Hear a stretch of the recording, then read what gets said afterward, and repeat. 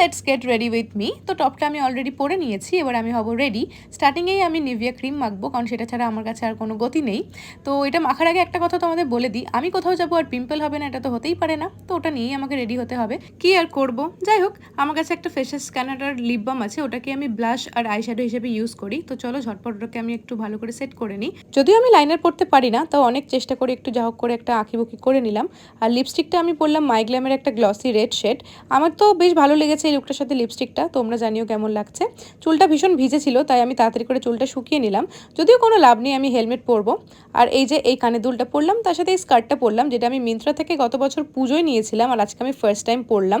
তার সাথে আমি বাঁ হাতে পরলাম স্মার্ট ওয়াচ, আর ডান হাতে রয়েছে আমার বিপত্তারিণী ধাগা। আর এই জুতোটা নিয়েছিলাম এলিট থেকে। আর এই হলো আমার ফাইনাল লুক। কেমন লাগছে জানাতে ভুলো না কিন্তু। আমরা গিয়েছিলাম কলকাতা 46-এ। কেন গিয়েছিলাম সেই নিয়ে খুব শিগগিরই একটা ভিডিও আসছে। দেখা হচ্ছে পরের ভিডিওতে। ওকে, টাটা, বাই বাই।